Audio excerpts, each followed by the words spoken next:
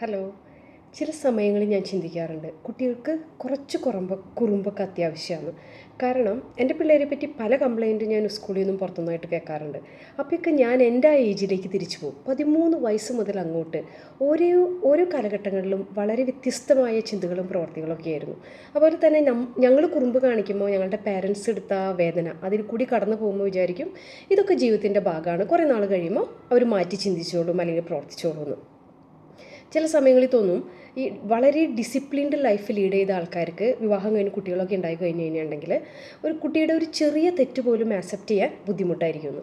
ഞാൻ Carmel college മാളയിൽ final ഇയറിന് പഠിക്കുന്ന കാലം, അന്ന് ഞങ്ങളൊരു പ്രോഗ്രാമിന് വേണ്ടി പോയി. അവിടെ ലീഡർഷിപ്പിനെ പറ്റി ഒരു ക്ലാസ് ഉണ്ടായിരുന്നു. അപ്പോൾ ക്ലാസ് എടുക്കുന്ന സമയത്ത് സാറ് പറഞ്ഞു, ഇവിടെ ഇരിക്കുന്ന എല്ലാ കുട്ടികളുടെ മനസ്സിലും ഒരു ലീഡർ ഉണ്ടാവും, ആ ലീഡറുടെ പേരും ആ ലീഡറിൽ നിങ്ങൾ കാണുന്ന ക്വാളിറ്റിയും അതെന്താണെന്ന് പറയാൻ പറഞ്ഞു. അപ്പോൾ ഞാൻ കുറേ നാളായിട്ട് എൻ്റെ മനസ്സിൽ കൊണ്ടു നടക്കുന്ന ഒരു വ്യക്തി ഉണ്ടായിരുന്നു. എല്ലാവരും വലിയ വലിയ മഹാന്മാരുടെ പേരൊക്കെ പറഞ്ഞു. എൻ്റെ അടുത്തെത്തി ഞാൻ പറഞ്ഞു ഫൂലൻ ദേവി. ഫൂലൻ ദേവിയുടെ മനോധൈര്യമാണ് ഒരു ലീഡർക്ക് വേണ്ട ക്വാളിറ്റി, സിറ്റ് ഡൗൺ നെക്സ്റ്റ് എന്ന് പറഞ്ഞു. എനിക്ക് ഭയങ്കര വിഷമം തോന്നി. എന്നെ പറഞ്ഞ് കംപ്ലീറ്റ് ചെയ്യാൻ സമ്മതിച്ചില്ല. ഞാൻ പറയാൻ ഉദ്ദേശിച്ചത് ഫുലൻ ദേവിയുടെ പ്രവൃത്തിയെ ഞാൻ ന്യായീകരിച്ചിട്ടില്ല, പക്ഷേ അവരുടെ മനോധൈര്യം, ഒരു സ്ത്രീ ആയിരുന്നിട്ട് പോലും അവരുടെ മനോധൈര്യം എന്നതുകൊണ്ട് മാത്രമാണ് അവർക്ക് അവരുടെ ടാർഗറ്റ് അച്ചീവ് ചെയ്യാൻ സാധിച്ചത്. ഞാൻ ചിന്തിച്ചാൽ എന്താണ് തെറ്റ്? ഈ ഒരു ചോദ്യം കുറേ നാൾ എന്നോട് ചോദിച്ചായിരുന്നു. ഇങ്ങനെയൊക്കെ ചിന്തിക്കുമ്പോഴും പ്രവർത്തിക്കുമ്പോഴൊക്കെ എൻ്റെ പാരൻസും റിലേറ്റീവ്സും ടീച്ചേഴ്സൊക്കെ പറയുമായിരുന്നു, കുട്ടിക്ക് ചോരത്തിളപ്പ, ഒരു ഏജ് ആകുമ്പോൾ ഇതൊക്കെ മനസ്സിലാവുന്നു. ഇപ്പോൾ എൻ്റെ പിള്ളേർ സ്കൂളിൽ നിന്ന് വരുമ്പോൾ അവിടെ കുറേ വില്ലന്മാരുണ്ട്. അവരൊക്കെ കുറേ കുറുമ്പ് കാണിക്കുമ്പോൾ അവരൊക്കെ വളരെ ആരാധനയോട് കൂടിയാണ് നോക്കി കാണുന്നത്. അവരൊക്കെ വലിയ ഹീറോസാണ് ആ സ്കൂളിൽ. അപ്പോൾ അവർ പറയണേ, എൻ്റെ പിള്ളേർ പറയാണ്, അമ്മേ അവർക്കൊക്കെ എന്തൊരു ധൈര്യമാണ്, അതിൻ്റെ പകുതി ധൈര്യം പോലും ഞങ്ങൾക്കില്ലല്ലോ എന്ന്. ഇത് കേൾക്കുമ്പോൾ എൻ്റെ ചങ്കിടിപ്പ് എനിക്ക് കേൾക്കാൻ പറ്റുന്നുണ്ട്. കാരണം ഇവർ നമ്മൾ ചിന്തിക്കുന്നതാണ് നമുക്ക് ഫീൽ ചെയ്യുക. അത് തന്നെയാണ് പിന്നീട് പ്രവൃത്തിയിലും കാണുന്നത്. അപ്പോൾ ഒരു ചോദ്യമുണ്ട്, പിന്നെ എന്തുകൊണ്ട് ഇതുപോലെ നെഗറ്റീവായിട്ടും ചിന്തിച്ചിട്ടും പിന്നെ എന്തുകൊണ്ട് ആ സ്വഭാവം പിന്നീട് കുട്ടികൾ കാണിക്കുന്നില്ല? വലുതായി വരുമ്പോൾ വളരെ മാന്യന്മാരാണ്. എൻ്റെ കാര്യത്തിൽ ഞാൻ 2 കാര്യങ്ങളാണ് നോക്കിക്കാണുന്നത്. ഒന്ന്, ഒരു സമൂഹത്തിന് അവിടുത്തെ സംസ്കാരത്തിനനുസരിച്ച് കുറേ മോറൽ വാല്യൂസ് ഉണ്ട്. അത് ഉൾക്കൊണ്ടുകൊണ്ട് ജീവിതം നയിച്ച പാരൻസാണ് എൻ്റേത്. അപ്പോൾ ഞാൻ ജനിക്കുമ്പോൾ തന്നെ സമൂഹം എന്നെ അവിടെ ഓൾറെഡി ആക്സെപ്റ്റ് ചെയ്ത് കഴിഞ്ഞിട്ടുണ്ട്. കുറ്റപ്പെടുത്തലുകൾ ഞാൻ കേട്ടിട്ടില്ല. ചുരുക്കം പറഞ്ഞാൽ ഞാൻ നടന്നു പോകുമ്പോൾ ഇന്ന് വരെ ആരും എന്നോട് ചോദിച്ചിട്ടില്ല, നീ ആ തലതിരിച്ച് ആൻറ്റുവിൻ്റെയും സെല്ലിയുടെയും മോളല്ലേടിയെന്ന്. ഇന്ന് അഭിമാനപൂർവ്വം എനിക്ക് പറയാം ഞാൻ ആൻറ്റുവിൻ്റെയും സെല്ലിയുടെയും മോളാണെന്ന്. അതായത് അവരുടെ ജീവിതം കൊണ്ട് ഒരു പ്ലാറ്റ്ഫോം, എൻ്റെ വ്യക്തിത്വ വികസനത്തിന് വേണ്ടി ഒരു പ്ലാറ്റ്ഫോം അവർ ഓൾറെഡി സെറ്റ് ചെയ്തിട്ടുണ്ടായിരുന്നു. ഇത് തന്നെയാണ് ഞങ്ങളുടെ പിള്ളേർക്ക് കൊടുക്കാൻ പറ്റുന്ന ഏറ്റവും വലിയ കാര്യം.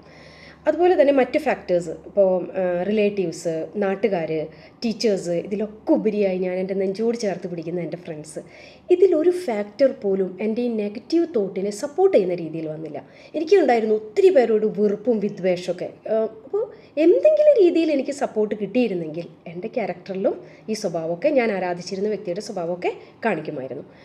ഒരു 13 വയസ്സ് കഴിഞ്ഞാൽ അങ്ങോട്ട്, ഇപ്പം എൻ്റെ കാര്യത്തിലായാലും എൻ്റെ കുട്ടികളുടെ കാര്യത്തിലായാലും ഞാൻ കണ്ടിരിക്കുന്നത് അവർ കൂടുതൽ ഇൻഫ്ലുവൻസ് ചെയ്യുന്നത് പുറത്തുനിന്ന് ആൾക്കാരാണ്, വീട്ടിലുള്ളവരെക്കാൾ കൂടുതലായിട്ട്.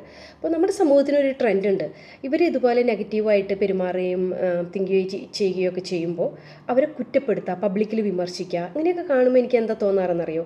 ചങ്ങലയിൽ കെട്ടിയിട്ട പട്ടിയെ കണ്ടിട്ടുണ്ടോ? അത് കുരയ്ക്കും. അപ്പോൾ കല്ലെറിയും. ഈ കല്ലെറിയുന്ന ആൾക്ക് നന്നായിട്ട് അറിയാം പട്ടി കുര നിർത്തില്ല എന്ന്. എന്നാൽ അവനൊരു സുഖം, വേറൊരു ഭാഷയിൽ പറഞ്ഞ് വെറുതെ ചൊറിയാം. ഇങ്ങനെ ചെയ്യുമ്പോൾ കുട്ടികളുടെ മനസ്സിൽ വെറുപ്പും വിദ്വേഷവും വളരാനേ അത് സഹായിക്കുന്നുള്ളൂ.